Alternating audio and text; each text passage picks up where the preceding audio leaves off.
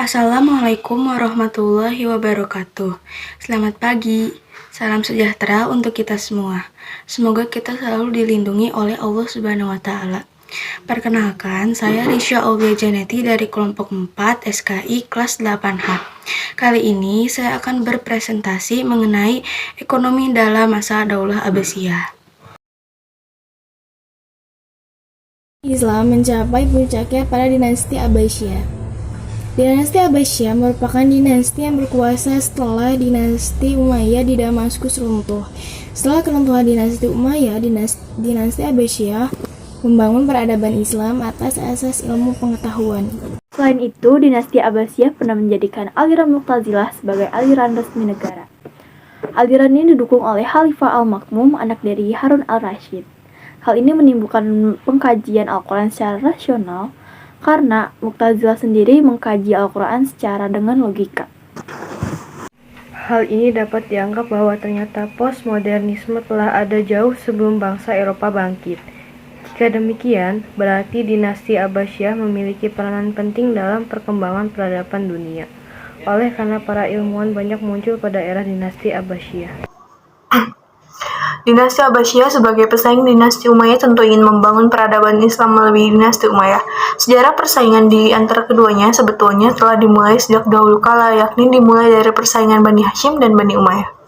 Persaingan antara Bani Hashim dengan Bani Umayyah itu sudah berjalan lebih dari 100 tahun sebelum Nabi lahir. Padahal mereka merupakan sebuah keluarga besar yang seharusnya tak terpisahkan. Bahkan di antara keduanya terdapat hubungan pernikahan.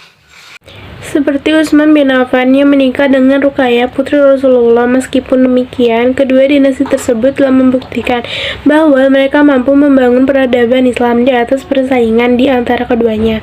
Bahkan, dinasti Abbasiyah telah membangun peradaban yang gemilang di bawah pimpinan Harun al-Rashid. Ekonomi pada masa Abbasiyah didominasi oleh sektor perdagangan. Terdapat berbagai macam industri seperti kain linen dari Mesir, sutra dari Syria dan Irak, kertas dari Samarkand, dan lain-lain.